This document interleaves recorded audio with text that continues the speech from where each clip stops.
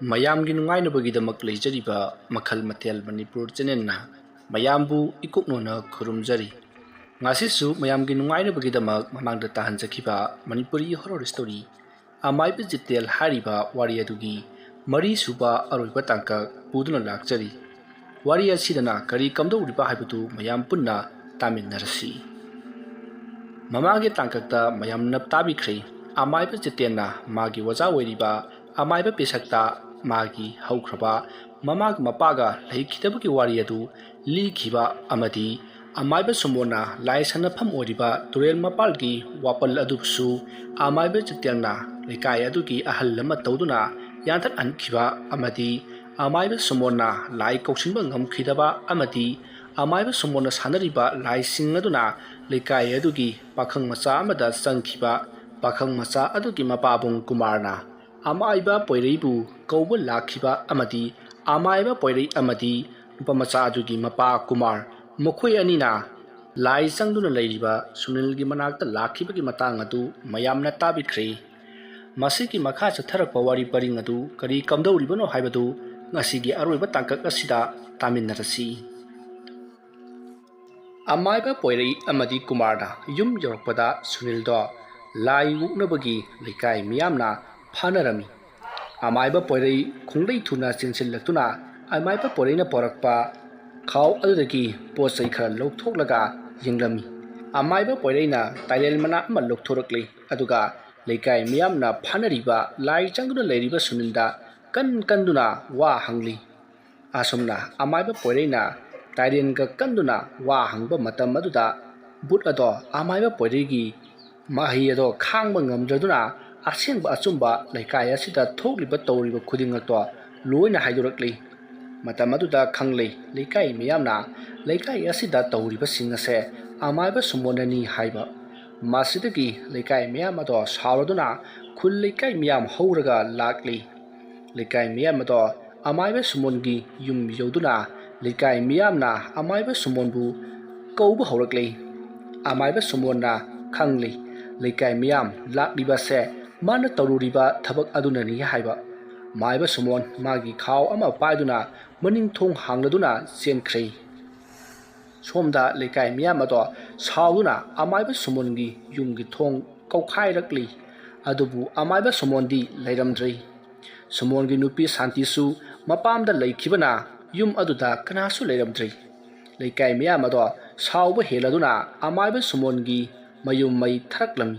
अमाइबा सुमोनगी yum अदो मैना तुमना साकरबा मतुंगदा लेकाय मियाम अदो मागी युमदा हन्नख्रे।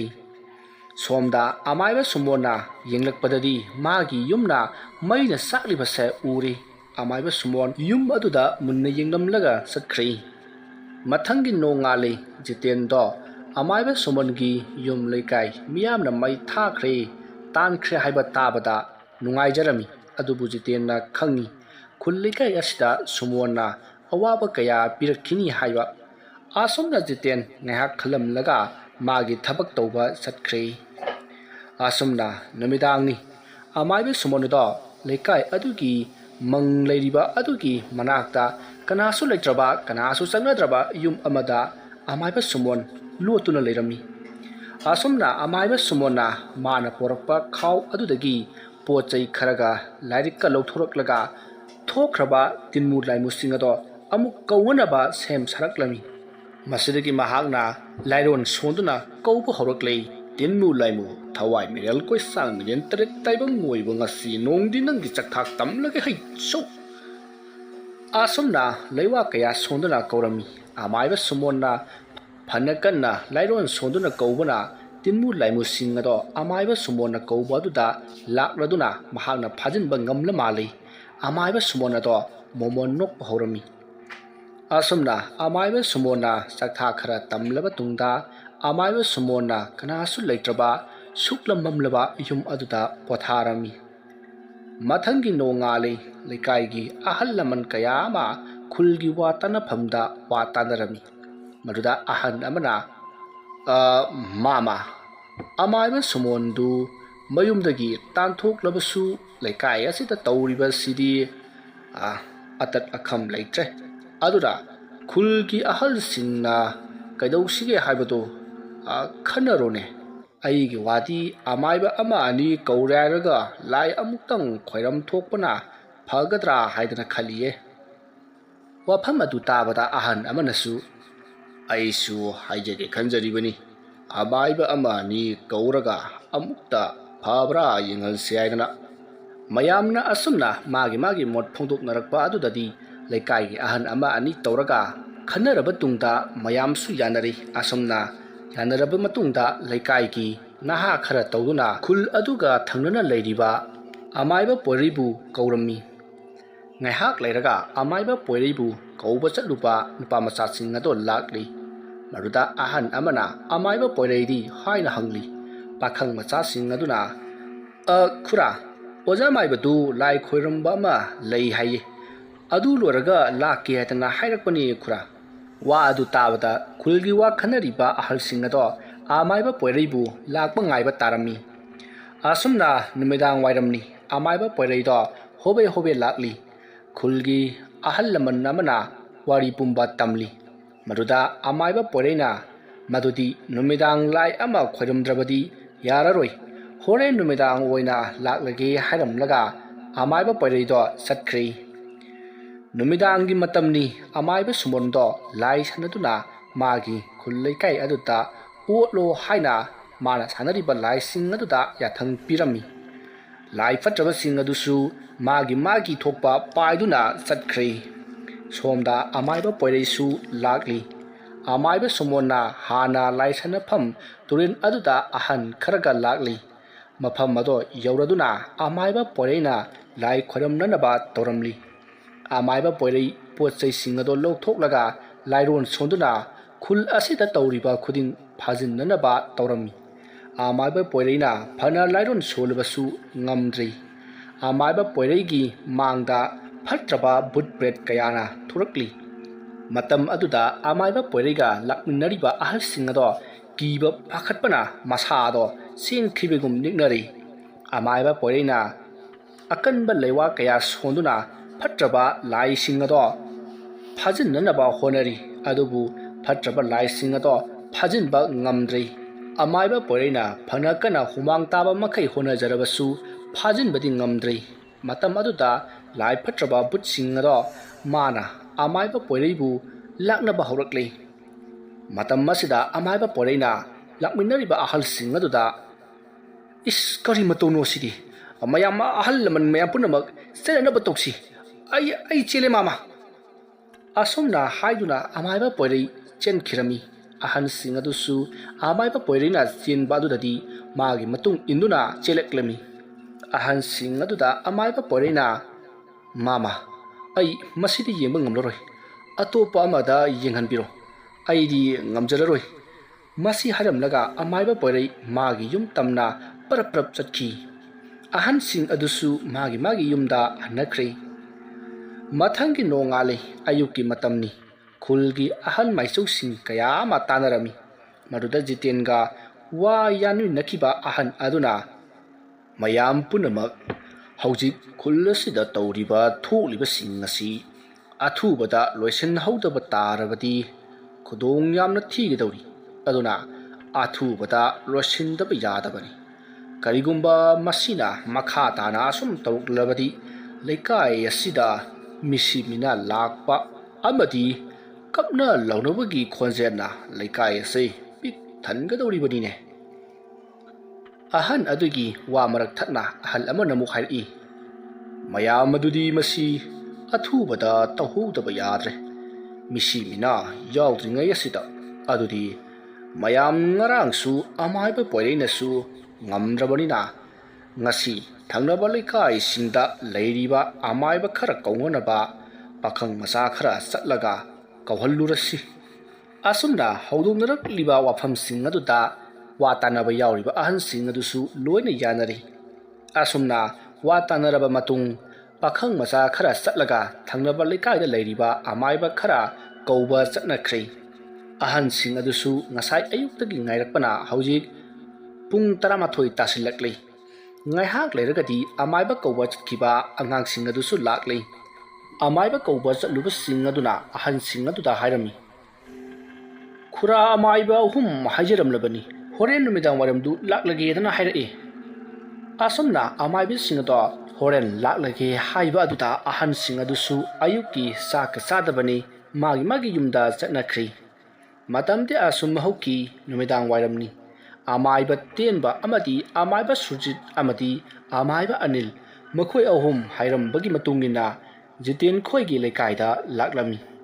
ꯑꯁꯨꯝꯅ ꯑꯃꯥꯏꯕ ꯃꯈꯣꯏ ꯑꯍꯨꯝꯅ ꯖꯤꯇꯦꯜꯒꯤ ꯈꯨꯜ ꯑꯗꯣ ꯌꯧꯔꯗꯨꯅ ꯑꯍꯟꯁꯤꯡ ꯑꯗꯨꯁꯨ ꯑꯃꯥꯏꯕ ꯂꯥꯛꯀꯅꯤ ꯍꯥꯏꯅ ꯉꯥꯏꯔꯒ ꯂꯩꯔꯝꯕꯅ ꯃꯈꯣꯏ ꯑꯃꯥꯏꯕ ꯑꯍꯨꯝ ꯑꯗꯨꯒ ꯊꯦꯡꯅꯔꯔꯤ ꯃꯇꯝ ꯑꯗꯨꯗ ꯑꯃꯥꯏꯕ ꯃꯈꯣꯏ ꯑꯍꯨꯝꯒꯤ ꯃꯔꯛꯇꯒꯤ ꯑꯃꯥꯏꯕ ꯑꯃꯅ ꯑꯁꯨꯝꯅ ꯍꯥꯏꯔꯛꯏ ꯃꯈꯣꯏ ꯀꯔꯤꯒꯤ ꯑꯣꯏꯔꯕꯅꯣ ꯑꯩꯈꯣꯏ ꯑꯍꯨꯝꯕꯨ ꯂꯥꯛꯄꯤꯗꯕ ꯌꯥꯗꯦ ꯍꯥꯏꯗꯅ ꯑꯉꯥꯡꯁꯤꯡ ꯊꯥꯕꯤꯔꯛꯄꯕꯣ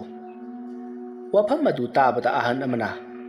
ꯏꯕꯨꯡꯉꯣ ꯑꯃꯥꯏꯕ ꯅꯪꯒꯤ ꯃꯈꯣꯏ ꯑꯩꯈꯣꯏ ꯃꯌꯥꯝ ꯃꯈꯣꯏ ꯑꯍꯨꯝꯕꯨ ꯀꯧꯔꯤꯕꯁꯤ ꯀꯔꯤꯒꯤꯁꯨ ꯅꯠꯇꯦ ꯈꯨꯜ ꯑꯁꯤꯗ ꯂꯩꯀꯥꯏ ꯑꯁꯤꯗ ꯇꯧꯔꯤꯕ ꯊꯣꯛꯂꯤꯕꯁꯤꯡ ꯑꯁꯤ ꯑꯃꯨꯛꯇ ꯐꯅꯅꯕ ꯌꯦꯡꯕꯤꯌꯨ ꯏꯕꯨꯡꯉꯣ ꯑꯃꯥꯏꯕꯅ ꯀꯔꯤꯒꯨꯝꯕ ꯊꯦꯡꯅꯍꯧꯗꯕ ꯅꯝꯊꯍꯧꯗꯕ ꯇꯥꯔꯕꯗꯤ ꯈꯨꯜ ꯑꯁꯤꯗ ꯃꯤꯀꯞ ꯃꯤꯔꯥꯎ ꯈꯣꯟꯇꯅ ꯄꯨꯝꯅꯤꯜ ꯅꯤꯜꯒꯗꯧꯔꯤꯕꯅꯤꯗꯣ ꯋꯥꯐꯝ ꯑꯗꯨ ꯇꯥꯕꯗ ꯑꯃꯥꯏꯕ ꯑꯍꯨꯝ ꯑꯗꯣ ꯈꯨꯗꯛꯇ ꯐꯝꯊꯗꯨꯅ ꯑꯃꯥꯏꯕ ꯃꯈꯣꯏ ꯑꯍꯨꯝ ꯑꯗꯣ ꯃꯆꯤꯟꯗꯨ ꯂꯥꯏꯔꯣꯟ ꯀꯌా ꯑꯃ ꯁꯣꯟꯗꯨꯅ ꯀꯔꯝꯅ ꯇꯧꯔꯤꯕꯅꯣ ꯍꯥꯏꯕꯗꯣ ꯌꯦꯡꯕ ꯍꯧꯔꯛꯂꯝꯃꯤ ꯉꯥꯏꯍꯥꯛ ꯑꯁꯨꯝꯅ ꯂꯥꯏꯔꯣꯟ ꯀꯌꯥ ꯑꯃ ꯁꯣꯜꯂꯕ ꯇꯨꯡꯗ ꯑꯃꯨꯛ ꯍꯧꯒꯠꯂꯛꯂꯒ ꯈꯨꯜꯒꯤ ꯑꯍꯟꯁꯤꯡ ꯑꯗꯨꯗ ꯑꯁꯨꯝꯅ ꯍꯥꯏꯔꯛꯏ ꯃꯈꯣꯏ ꯃꯌꯥꯝ ꯇꯥꯕꯤꯌꯨ ꯃꯁꯤꯗꯤ ꯍꯥꯟꯅ ꯈꯨꯜ ꯂꯩꯀꯥꯏ ꯑꯁꯤꯗ ꯂꯩꯔꯝꯕ ꯑꯃꯥꯏꯕ ꯁꯨꯃꯣꯟꯅ ꯁꯥꯟꯅꯔꯝꯕ ꯁꯥꯔꯣꯏ ꯉꯥꯔꯣꯏꯁꯤꯡꯅꯤ ꯑꯃꯥꯏꯕ ꯑꯃꯅ ꯇꯧꯔꯝꯕ ꯁꯥꯟꯅꯔꯝꯕ ꯁꯥꯔꯣꯏ ꯉꯥꯔꯣꯏꯁꯤꯡꯁꯤ ꯑꯃꯥꯏꯕ ꯑꯃꯅ ꯍꯦꯛꯇ ꯂꯣꯏꯁꯤꯟꯕ ꯅꯝꯊꯕ ꯃꯍꯤ ꯃꯌꯥꯏ ꯆꯝꯍꯟꯕ ꯉꯝꯗꯦ ꯑꯗꯨꯅ ꯁꯥꯔꯣꯏ ꯉꯥꯔꯣꯏ ꯑꯗꯨꯕꯨ ꯁꯥꯟꯅꯕ ꯑꯃꯥꯏꯕ ꯑꯗꯨꯅ ꯅꯠꯇꯅ ꯑꯃꯥꯏꯕ ꯑꯃꯅ ꯍꯦꯛꯇ ꯂꯥꯏ ꯂꯣꯏꯁꯤꯟꯕ ꯍꯥꯏꯕꯁꯦ ꯌꯥꯝꯅ ꯋꯥꯅ ꯊꯣꯛꯀꯜꯂꯤ ꯑꯔꯥꯏꯕ ꯅꯠꯇꯦ ꯑꯗꯨꯕꯨꯅꯦ ꯍꯣꯔꯦꯟ ꯅꯨꯃꯤꯗꯥꯡꯁꯦ ꯑꯩꯈꯣꯏ ꯑꯍꯨꯝꯅ ꯂꯥꯏ ꯑꯃꯨꯛꯇ ꯈꯣꯏꯔꯝꯃꯒ ꯀꯔꯤꯅꯣ ꯍꯥꯏꯕꯗꯣ ꯌꯦꯡꯁꯤ ꯃꯗꯨꯗ ꯉꯝꯗ꯭ꯔꯕꯗꯤ ꯑꯩꯈꯣꯏꯒꯤꯁꯨ ꯎꯄꯥꯏ ꯂꯩꯔꯣꯏꯗꯧꯔꯤꯕꯅꯤꯗꯣ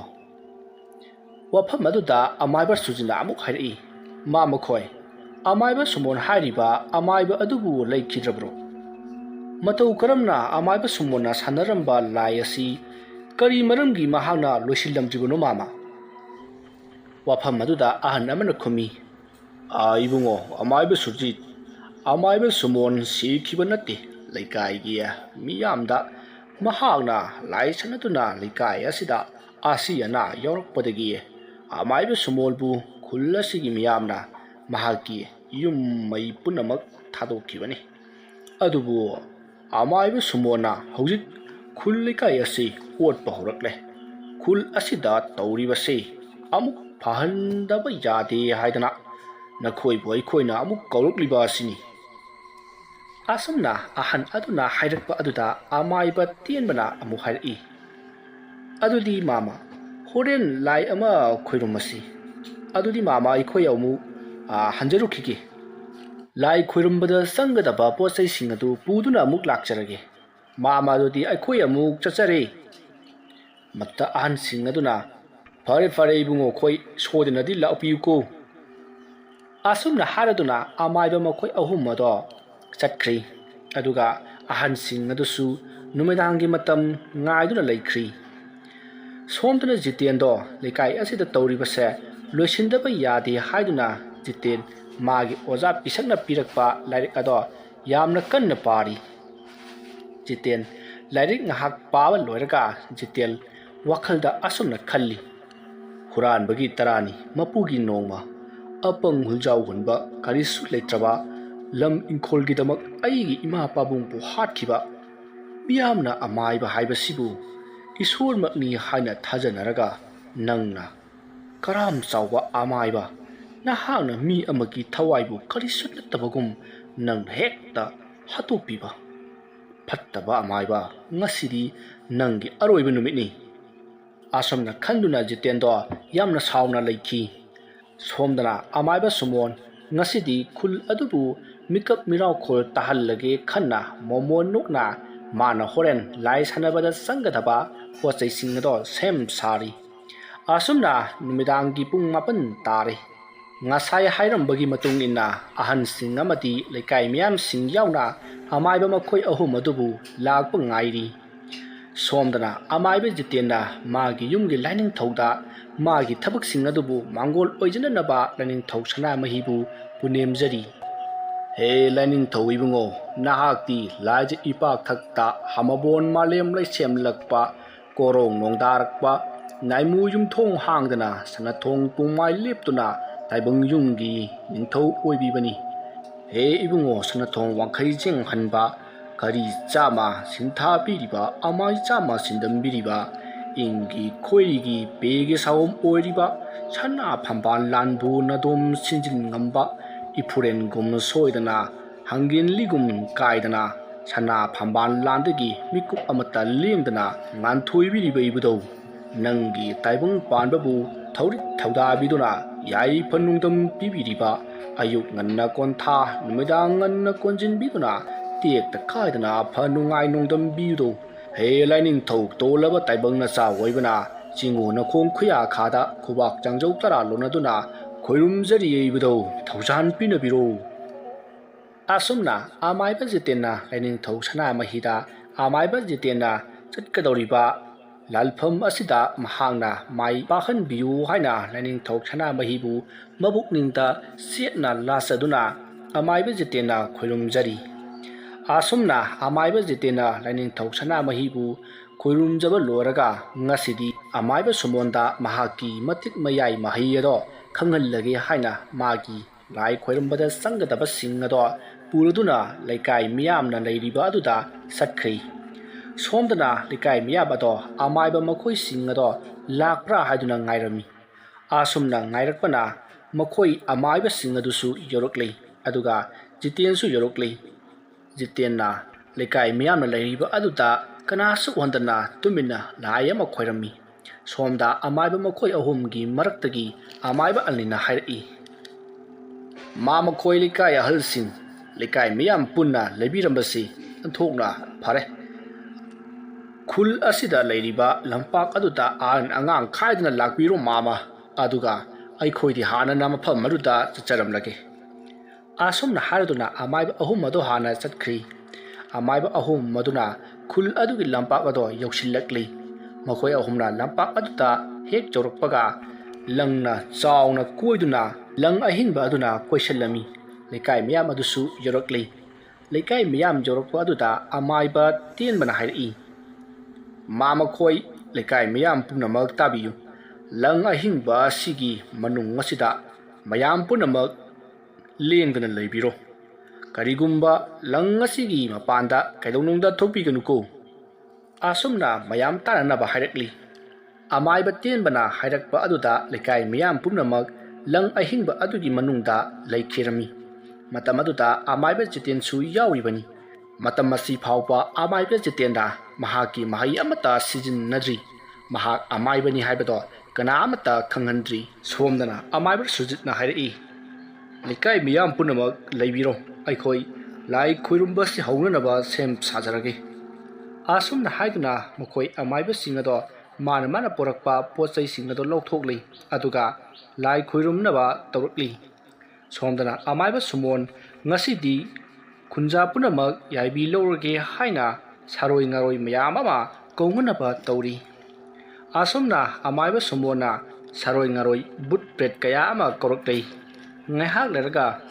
phatraba lai singado lakli matam atuda amaiba sumona but singado hai oi ngasidi nakhoina laikai asida leiriba khunja punamak nakhoigi aningba apamba khudimak tawrohoi mathwai loge haibasu lawro nakhoina ngamliba makhai olu asomna amaiba sumonna haikhibadagi butpret timulai musingado harawraduna pai paiduna chatnakhri somdana amaiba makhoi ahumsu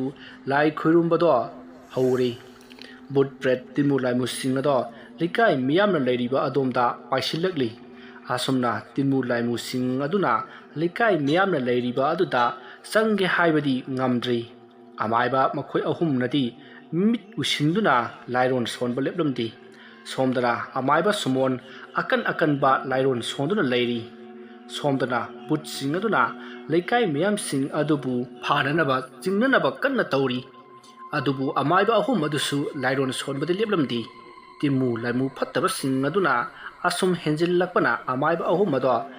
ꯂꯥꯏ ꯐꯠꯇꯕꯁꯤꯡ ꯑꯗꯨꯒ ꯃꯥꯌꯣꯛꯅꯕ ꯋꯥꯁꯤꯜꯂꯛꯂꯤ ꯐꯠꯇ꯭ꯔꯕ ꯂꯥꯏꯁꯤꯡ ꯑꯗꯨꯅꯁꯨ ꯑꯃꯥꯏꯕ ꯑꯍꯨꯝ ꯑꯗꯨꯒꯤ ꯌꯥꯏꯕꯤ ꯂꯧꯅꯅꯕ ꯀꯟꯅ ꯇꯧꯔꯛꯂꯤ ꯁꯣꯝꯗꯅ ꯑꯃꯥꯏꯕ ꯁꯨꯃꯣꯟ ꯂꯥꯏꯔꯣꯟ ꯁꯣꯟꯕꯗꯣ ꯂꯦꯞꯇ꯭ꯔꯤ ꯑꯀꯟꯕ ꯂꯥꯏꯔꯣꯟ ꯀꯌꯥ ꯑꯃ ꯃꯊꯪ ꯁꯣꯜꯂꯛꯂꯤ ꯁꯣꯝꯗꯅ ꯕꯨꯠꯁꯤꯡ ꯑꯗꯨꯅ ꯑꯁꯨꯝ ꯂꯥꯛꯆꯔꯛꯄꯗꯒꯤ ꯃꯤꯌꯥꯝ ꯑꯗꯨ ꯁꯣꯛꯇꯅꯕ ꯇꯤꯡꯂꯤꯕ ꯀꯣꯏꯔꯒ ꯊꯝꯂꯤꯕ ꯂꯪ ꯑꯍꯤꯡꯕ ꯑꯗꯣ ꯇꯠꯊꯣꯛꯈ꯭ꯔꯦ ꯕꯨꯠꯁꯤꯡ ꯑꯗꯨꯅ ꯂꯩꯀꯥꯏ ꯃꯤꯌꯥꯝ ꯑꯗꯣ ꯌꯦꯡꯕ ꯆꯤꯡꯕ ꯀꯌꯥ ꯇꯧꯔꯛꯂꯤ ꯑꯁꯨꯝꯅ ꯑꯁꯨꯝ ꯇꯧꯔꯛꯄꯗꯒꯤ ꯉꯁꯥꯏ ꯃꯈꯩ ꯇꯨꯃꯤꯟꯅ ꯂꯩꯔꯝꯕ ꯑꯃꯥꯏꯕ ꯖꯤꯇꯦꯟ ꯑꯗꯣ ꯐꯨꯛ ꯍꯧꯒꯠꯂꯛꯂꯒ ꯑꯃꯥꯏꯕ ꯑꯍꯨꯝ ꯑꯗꯨꯒꯤ ꯃꯅꯥꯛꯇ ꯂꯥꯛꯂꯤ ꯃꯁꯤꯗꯒꯤ ꯑꯃꯥꯏꯕ ꯖꯤꯇꯦꯟꯅ ꯄꯨꯔꯛꯄ ꯈꯥꯎ ꯑꯗꯣ ꯂꯩꯕꯥꯛ ꯃꯈꯥꯗ ꯊꯝꯂꯒ ꯃꯈꯨꯠ ꯈꯨꯇꯨꯝ ꯇꯥꯁꯤꯟꯗꯨꯅ ꯃꯆꯤꯟꯕꯥꯟꯗ ꯊꯝꯂꯒ ꯂꯥꯏꯔꯣꯟ ꯈꯔ ꯁꯣꯜꯂꯒ ꯃꯈꯨꯠ ꯑꯗꯣ ꯂꯩꯕꯥꯛꯇ ꯀꯤꯠ ꯂꯥꯎꯅ ꯅꯝꯃꯤ ꯑꯃꯥꯏꯕ ꯖꯤꯇꯦꯟꯅ ꯑꯁꯨꯝꯅ ꯇꯧꯔꯨꯕꯗꯒꯤꯗꯤ ꯂꯩꯀꯥꯏ ꯃꯤꯌꯥꯝꯗ ꯌꯥꯜꯂꯝꯕ ꯆꯤꯡꯂꯝꯕ ꯈꯣꯠꯂꯝꯕꯁꯤꯡ ꯑꯗꯣ ꯊꯥꯗꯣꯛꯈ꯭ꯔꯤ ꯕꯨꯠꯁꯤꯡ ꯑꯗꯣ ꯃꯁꯥꯗ ꯆꯩꯅꯥ ꯐꯪꯂꯛꯄꯗꯒꯤ ꯄꯥꯏꯊꯣꯛꯅꯈ꯭ꯔꯤ ꯕꯨꯠꯁꯤꯡ ꯑꯗꯨꯅ ꯆꯩꯅꯥ ꯐꯥꯎꯕꯒꯤ ꯂꯧꯔꯛꯄ ꯍꯩꯅꯗ꯭ꯔꯕ ꯈꯣꯟꯖꯦꯜꯁꯤꯡ ꯑꯗꯨꯅ ꯂꯩꯀꯥꯏ ꯑꯗꯣ ꯄꯨꯝꯅꯤꯟ ꯅꯤꯜꯂꯛꯂꯤ ꯂꯩꯀꯥꯏ ꯃꯤꯌꯥꯝ ꯑꯗꯣ ꯁꯞꯇ꯭ꯔ ꯑꯗꯨꯗ ꯀꯤꯕꯅ ꯂꯣꯏꯅꯔꯤ ꯑꯃꯥꯏꯕ ꯑꯍꯨꯝ ꯑꯗꯨꯁꯨ ꯖꯤꯇꯦꯟꯅ ꯇꯧꯔꯤꯕꯁꯤꯡ ꯑꯗꯨꯗ ꯉꯛꯄꯅ ꯂꯣꯏꯔꯤ ꯑꯃꯥꯏꯕ ꯖꯤꯇꯦꯟ ꯃꯥꯅ ꯄꯨꯔꯛꯄ ꯈꯥꯎ ꯑꯗꯨꯗꯒꯤ ꯖꯥꯝꯒꯨꯝꯕ ꯃꯐꯣꯟ ꯀꯔꯤꯒꯨꯝꯕ ꯑꯃ ꯂꯧꯊꯣꯔꯛꯂꯒ ꯃꯤꯌꯥꯝꯁꯤꯡ ꯑꯗꯨꯕꯨ ꯀꯣꯏꯁꯤꯜꯂꯝꯃꯤ ꯖꯤꯇꯦꯟꯅ ꯑꯁꯨꯝꯅ ꯇꯧꯔꯤꯕ ꯑꯁꯤꯗ ꯂꯩꯀꯥꯏ ꯃꯤꯌꯥꯝ ꯑꯗꯣ ꯉꯛꯄꯅ ꯂꯣꯏꯅꯔꯤ ꯖꯤꯇꯦꯟꯅ ꯀꯣꯏꯁꯤꯜꯂꯤꯕꯗꯣ ꯂꯣꯏꯔꯗꯨꯅ ꯃꯥꯒꯤ ꯈꯥꯎꯗꯒꯤ ꯄꯣꯠ ꯆꯩ ꯈꯔ ꯂꯧꯊꯣꯔꯛꯂꯒ ꯂꯥꯏ ꯈꯣꯏꯔꯨꯝꯅꯅꯕ ꯁꯦꯝ ꯁꯥꯔꯛꯂꯤ ꯑꯁꯨꯝꯅ ꯑꯃꯥꯏꯕ ꯖꯤꯇꯦꯟꯅ ꯃꯥꯒꯤ ꯑꯣꯖꯥ ꯄꯤꯁꯛꯅ ꯋꯥꯔꯕ ꯃꯇꯝꯗ ꯂꯥꯏꯔꯦꯝꯕꯤ ꯏꯁꯤꯡ ꯆꯥꯏꯕꯤꯗꯒꯤ ꯃꯇꯦꯡ ꯅꯤꯖꯧ ꯍꯥꯏꯔꯛꯄꯒꯤ ꯂꯥꯏꯔꯦꯝꯕꯤ ꯏꯁꯤꯡ ꯆꯥꯏꯕꯤꯕꯨ ꯂꯥꯏꯔꯣꯟ ꯁꯣꯟꯗꯨꯅ ꯀꯧꯔꯛꯂꯤ ꯍꯩꯔꯥꯡ ꯑꯊꯣꯏꯕ ꯂꯩꯔꯥꯡ ꯑꯊꯣꯏꯕꯤ ꯊꯋꯥꯏ ꯃꯤꯔꯦꯜ ꯇꯔꯦꯠ ꯅꯣꯡꯗ꯭ꯔꯩ ꯅꯤꯄꯥꯟ ꯇꯔꯦꯠ ꯁꯥ ꯃꯀꯣꯛ ꯃꯃꯩ ꯃꯇꯣꯜ ꯂꯣꯝꯌꯥꯏꯕꯤ ꯈꯨꯗꯤꯡ ꯂꯨꯀꯣꯏꯁꯤꯟꯕꯤ ꯇꯔꯥ ꯆꯥꯛꯅꯤꯡ ꯈꯥꯛꯅ ꯆꯥꯛꯁꯧꯕꯤ ꯋꯥꯡꯂꯦꯟ ꯌꯦꯡꯅꯤꯡ ꯈꯥꯛꯅ ꯌꯦꯟꯁꯨꯕꯤ ꯂꯩꯃ ꯇꯔꯦꯠ ꯂꯥꯡꯒꯣꯟ ꯁꯥꯌꯣꯟꯕꯤ ꯑꯌꯨꯛ ꯆꯔꯥ ꯅꯣꯡꯈꯥꯏꯕꯤ ꯅꯨꯃꯤꯗꯥꯡ ꯆꯔꯥ ꯅꯣꯡꯗꯝꯕꯤ ꯃꯥꯂꯦꯝ ꯆꯤꯊꯦꯛ ꯃꯔꯤꯗꯒꯤ ꯈꯨꯆꯤꯡ ꯂꯤꯆꯤꯡꯕꯒꯨꯝ ꯆꯤꯡꯁꯤꯟꯕꯤꯔꯣ ꯕꯦꯒꯤ ꯁꯨꯞꯆꯤꯟꯕꯒꯨം ꯁꯨꯞꯆꯤꯟꯕꯤꯔꯣ ꯏꯔꯩ ꯅꯨꯡ ꯂꯩꯁꯤꯟꯕꯤꯔꯣ ꯑꯍꯨꯝ ꯅꯨꯡ ꯍꯨꯝꯖꯤꯟꯕꯤꯔꯣ ꯁꯅꯥꯅꯐꯝ ꯂꯥꯡꯗ ꯇꯥꯏꯕꯪ ꯅꯣꯡꯁꯥ ꯄꯥꯟꯒꯤ ꯅꯣꯡꯗ꯭ꯔꯦꯜ ꯋꯥꯛꯃ ꯈꯨꯠꯄꯥꯝꯅ ꯃꯥꯂꯦꯝ ꯊꯧꯔꯤ ꯂꯩꯈꯥ ꯄꯥꯏꯅ ꯆꯤꯡꯖꯧ ꯂꯩꯄꯥꯛ ꯅꯧꯅ ꯈꯣꯏꯌꯨꯝꯅꯐꯝ ꯂꯥꯡꯗ ꯊꯦꯛꯅ ꯀꯣꯏꯅ ꯆꯦꯡꯂꯨꯔꯩ ꯄꯥꯠꯀꯤꯅ ꯁꯩꯗꯥꯡꯕꯤ ꯀꯣꯂꯣꯏ ꯃꯤꯡꯂꯦꯟ ꯄꯥꯔꯩꯍꯟꯕꯤ ꯄꯟꯊꯧ ꯑꯣꯏꯕ ꯃꯍꯥꯛꯀꯤꯅ ꯃꯃꯣꯝ ꯊꯥꯗꯣꯏ ꯀꯣꯂꯣꯏꯗꯣ ꯀꯣꯂꯣꯏ ꯃꯤꯡꯂꯦꯟꯅ ꯅꯤꯡꯊꯤꯖꯕꯤ ꯁꯛꯇ ꯆꯨꯗ ꯋꯥꯠꯇꯕꯤ ꯀꯅꯥ ꯂꯩꯇꯦ ꯇꯥꯏꯕꯪꯗ ꯆꯥꯡꯗꯝꯅꯅꯕ ꯅꯍꯥꯛꯀ ꯃꯤꯡꯂꯦꯟ ꯅꯪꯒꯤ ꯑꯄꯨꯟꯕꯤꯔꯤ ꯆꯤꯡꯅꯨ ꯂꯩꯃ ꯊꯥꯗꯣꯏ ꯄꯥꯔꯩꯍꯟꯕꯤ ꯍꯥꯏꯅ ꯀꯣꯂꯣꯏꯗꯣ ꯅꯨꯖꯥꯑꯣ ꯅꯤꯡꯊꯤꯕꯤ ꯈꯣꯏꯌꯨꯝ ꯍꯣ ꯑꯍꯦꯟꯕꯤ ꯀꯣꯂꯣꯏ ꯃꯤꯡꯂꯦꯟ ꯅꯤꯡꯊꯤꯕꯤ ꯅꯇꯤꯛ ꯅꯉꯥꯟ ꯋꯥꯠꯇꯕꯤ ꯉꯁꯤ ꯀꯣꯔꯣꯡ ꯅꯣꯡꯖꯥꯗ ꯅꯅꯥꯏ ꯇꯣꯜꯂꯕꯗ ꯑꯊꯣꯏꯕꯤꯒꯤ ꯃꯤꯡꯂꯦꯟꯕꯨ ꯃꯄꯨꯡ ꯐꯥꯅ ꯈꯨꯕꯥꯛ ꯇꯔꯥ ꯂꯨꯅꯗꯨꯅ ꯁꯣꯟꯖꯒꯦꯗꯣ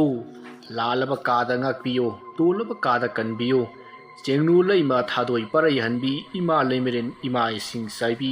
ꯏꯃꯥ ꯅꯪꯕꯨ ꯀꯧꯖꯔꯤ ꯑꯁꯨꯝꯅ ꯖꯤꯇꯦꯟꯅ ꯂꯩꯋꯥ ꯁꯣꯜꯂꯛꯄꯗ ꯈꯨꯟꯖꯥ ꯂꯩꯀꯥꯏ ꯑꯗꯨꯒꯤ ꯃꯤꯌꯥꯝ ꯑꯗꯣ ꯉꯛꯄꯅ ꯈꯝ ꯊꯦꯡꯂꯤ ꯑꯗꯨꯒ ꯑꯃꯥꯏꯕ ꯑꯍꯨꯝ ꯑꯗꯨꯁꯨ ꯉꯛꯅ ꯌꯦꯡꯂꯤ ꯑꯃꯥꯏꯕ ꯖꯤꯇꯦꯟ ꯉꯁꯤꯗꯤ ꯑꯁꯥꯎꯕ ꯑꯃꯒ ꯂꯣꯏꯅꯅ ꯑꯃꯥꯏꯕ ꯁꯨꯃꯣꯟꯕꯨ ꯃꯥꯏꯊꯤꯕ ꯄꯤꯔꯒꯦ ꯍꯥꯏꯅ ꯃꯥꯒꯤ ꯃꯍꯩ ꯑꯁꯤꯁꯨ ꯈꯨꯟꯖꯥ ꯃꯤꯌꯥꯝ ꯄꯨꯝꯅꯃꯛꯅ ꯈꯪꯂꯁꯅꯨ ꯍꯥꯏꯅ ꯑꯃꯥꯏꯕ ꯖꯤꯇꯦꯟꯅ ꯑꯁꯨꯝꯅ ꯇꯧꯕꯅꯤ ꯑꯃꯥꯏꯕ ꯖꯤꯇꯦꯟ ꯃꯥꯅ ꯂꯥꯏꯔꯦꯝꯕꯤ ꯏꯁꯤꯡ ꯆꯥꯏꯕꯤꯕꯨ ꯀꯧꯖꯕꯗ ꯂꯥꯏꯔꯦꯝꯕꯤ ꯏꯁꯤꯡ ꯆꯥꯏꯕꯤ ꯑꯃꯥꯏꯕ ꯖꯤꯇꯦꯟꯒꯤ ꯃꯥꯡꯗ ꯁꯥꯐꯣꯡꯂꯛꯂꯤ ꯂꯥꯏꯔꯦꯝꯕꯤ ꯏꯁꯤꯡ ꯆꯥꯏꯕꯤ ꯈꯨꯜꯖꯥ ꯄꯨꯝꯅꯃꯛꯀꯤ ꯃꯃꯥꯡꯗ ꯃꯁꯦꯛ ꯃꯉꯥꯜ ꯑꯃꯒ ꯁꯥꯐꯣꯡꯂꯛꯄꯗ ꯂꯩꯀꯥꯏ ꯃꯤꯌꯥꯝ ꯑꯗꯨꯗꯤ ꯀꯤꯕꯅ ꯀꯔꯤꯅꯣꯃ ꯇꯧꯅꯔꯤ ꯑꯃꯥꯏꯕ ꯑꯍꯨꯝ ꯑꯗꯨꯁꯨ ꯉꯛꯄꯅ ꯀꯔꯤꯅꯣꯃ ꯇꯧꯈ꯭ꯔꯤ ꯑꯁꯨꯝꯅ ꯑꯃꯥꯏꯕ ꯖꯤꯇꯦꯟꯅ ꯂꯥꯏꯔꯦꯝꯕꯤ ꯏꯁꯤꯡ ꯆꯥꯏꯕꯤꯗ ꯑꯁꯨꯝꯅ ꯍꯥꯏꯔꯛꯏ ꯍꯦ ꯏꯃꯥ ꯏꯁꯤꯡ ꯆꯥꯏꯕꯤ ꯅꯇꯤꯛ ꯅꯉꯥꯟ ꯋꯥꯠꯇꯕꯤ ꯉꯁꯤ ꯇꯣꯜꯂꯕ ꯅꯆꯥ ꯑꯃꯥꯏꯕ ꯖꯤꯇꯦꯟꯅ ꯏꯃꯥ ꯂꯥꯏꯔꯦꯝꯕꯤ ꯅꯍꯥꯛꯄꯨ ꯀꯧꯖꯕꯗꯤ ꯈꯨꯜꯖꯥ ꯑꯁꯤꯕꯨ ꯃꯇꯦꯡ ꯄꯥꯡꯕꯤꯌꯨ ꯍꯥꯏꯅ ꯏꯃꯥꯕꯨ ꯅꯆꯥꯅ ꯀꯧꯖꯕꯅꯤ ꯑꯁꯨꯝꯅ ꯍꯥꯏꯕꯗꯒꯤꯗꯤ ꯂꯥꯏꯔꯦꯝꯕꯤ ꯏꯁꯤꯡ ꯆꯥꯏꯕꯤ ꯑꯗꯣ ꯃꯥꯡꯈ꯭ꯔꯦ ꯑꯁꯨꯝꯅ ꯏꯃꯥ ꯂꯥꯏꯔꯦꯝꯕꯤ ꯏꯁꯤꯡ ꯆꯥꯏꯕꯤꯅ ꯆꯠꯈꯤꯕꯗꯒꯤꯗꯤ ꯂꯩꯀꯥꯏ ꯑꯗꯨꯗ ꯇꯝꯅꯔꯝꯕ ꯇꯧꯔꯝꯕ ꯈꯨꯗꯤꯡꯃꯛ tumin tumin lepkhri asomdana amaiba sumondo lairon sonba lepti sumona lai chanabagi thamliba mitam singado masa matomnata loina mangkhri amaiba sumon kari matonu haina ngakduna khalli somdana lekai miyamado amaiba jitenda kina ngakna yengari makhoi amaiba ahom adusu amaiba jitenda yengba leplamdi amaiba jiten magi khawdagi karigumba ma puthораklaga lairon khara solaga magi mukhut anina noithatli amaiba jitena asumna tawrubadagidi somda amaiba sumondo masada chaina phawbugum karino matarui amaiba jitena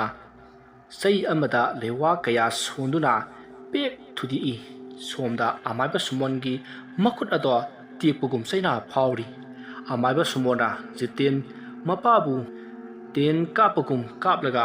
hatkibani amaiba jitendo hana amaiba sumona tawriba adugum sap manana makut ado lirung ten kapagum makut ado lairon kaya ama sonduna tengi liri simbagum singli jiten ten ado kaplam daida asomna hari he phattaba amaiba sumon haiba nahak loisillaga malem asida amaiba khudimakta leiriba phattaba khudimak ngasidagi mangkiba oirasanu asomna hairaga lirung ten ada kapthoraki somda ona thoina chaina khangliba amaiba sumon adugi mathabakta amaiba jitena kaplakpa ten ado pali amaiba sumon khudakta amaiba sumon mafam maduda tharo onduna mathwai thakri somdana amaiba jiten mama mapa hatkibagi laman khumba phangle khanbada nungai jari ngasaidagi thokliba tawriba singado amaiba sumona sikhibadagiti thoklamba tawramba khudimakto loina lepkhri asumna khulja mayam adusu jitense amaiba ahaibaniya haiba ngasita lekai miyamna khangli amaiba ahum adusu ngasigi matau langolase karino haina khalli asumna lekai miyamado amaiba jitenna awa ana amatta lehandana khullekai ado amaiba jitenga nungaina pankhi mathang manawna chathajarakliba amaiba jiten haiba manipuri horror story asi matang asida loisinjari wari asi pathokjaba matamda soikhiran khiba yawrabasu tabiriba singna pukchel chauna ngapigani matung tarakpada nungai ba wari kaya amu mayamgi damakta puduna laksagi ngasigidamakta di mayampu aroibada khurumjari